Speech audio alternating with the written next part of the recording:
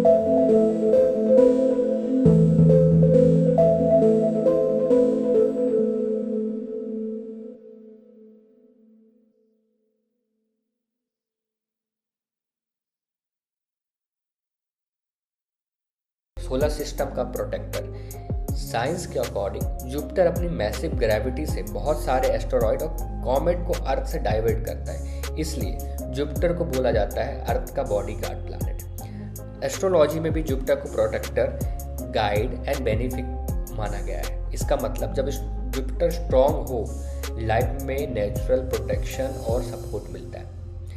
Astrology, अगर हम science को रिलेट करते हैं तो इन साइंस, चलिए अब साइंस और एस्ट्रोलॉजी को हम रिलेट करते हैं। जुपिटर का जो मैसिव साइंस है वह एस्ट्रोलॉजी में एक्सपेंशन और ग्रोथ को शो करता है। जुपिटर का जो ग्रेविटिक शील्ड है वह एस्ट्रोलॉजी में प्रोटेक्शन और ब्लेसिंग को शो करता है, और जो जुपिटर का स्लो मूवमेंट है वह एस्ट्रोलॉजी में लॉन्ग टर्म रिजल्ट शो करता है। Strong Jupiter means right decision. Psychology में बात करें तो confidence plus clarity. Weak Jupiter confusion, psychology में बात करें तो लैक ऑफ गाइडेंस। मतलब एस्ट्रोलॉजी को अंधविश्वास नहीं बल्कि ह्यूमन बिहेवियर, कॉस्मिक सिंबलिज्म का कॉम्बिनेशन को जैसे देख सकते हो। ओके, अब हम बात करते हैं जुपिटर रेमेडीज, मिथ या रियल पावर।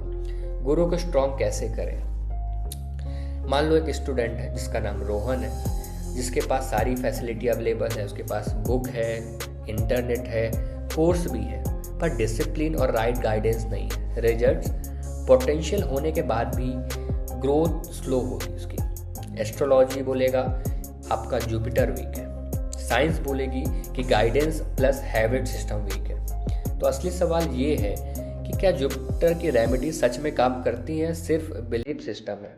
चलो इसको लॉजिकल समझते हैं। ट्रेडिशनल एस्ट्रोलॉजी की हम बात करें तो सबसे पहले आता है मंत्रा, जो गुरु मंत्रा है। अगर हम एस्ट्रोलॉजी में बात करते हैं तो ओम नमो भगवते वासुदेवाय। इस मंत्र से जुपिटर की एनर्जी एक्टिवेट होती है। अगर हम साइंस लॉजिक की बात करें तो डेली मंत्रा या एफर्मेशन बोलने से माइंड काम होता है, फोकस इम्प्रूव होता है, सबकॉन्शियस में लर्निंग प्लस ग्रोथ का प्रोग्रामिंग होता है। रिजल्ट इनसे इंसान ज़्यादा डिसिप्लिन और पॉजिटिव हो जाता है और इनडायरेक्टली ग्रोथ को बूस्ट करता है। अगर हम रेमेडीज़ की बात करें तो लोग फास्ट रखते हैं थर्सडे को, प्लस येलो ड्रेस वेयर करते हैं और पीला कपड़ा पहनना और चने दाल हल्दी केला का डोनेट करना। अगर एस्ट्रोलॉजी व्यू से देखते हैं तो येलो कलर जुपिटर का कलर माना जाता है। और साइंस अगर हम ह्यूमन बिहेवियर से देखते हैं तो थर्सडे को एक मिक्स्ड रूटीन बनता है, हैबिट फॉर्मेशन होता है, वीकली सेल्फ रिफ्लेक्शन आता है। जब आप हर वीक कॉन्शियसली अच्छा काम करते हो तो आपका डिसीजन मेकिंग पैटर्न इम्प्रूव होता है। अब थर्ड अगर हम इसकी रेमेडी की बात करें तो एस्ट्रोलॉजी में बोला जाता है कि आप गुरु की रिस्पेक्ट करो, इससे जुपिटर स्ट्रांग होता है। रियल लाइफ लॉजिक, जो लोग मेंटोर को सीरियसली लेते हैं वो ज़्यादा फास्ट ग्रो करते हैं।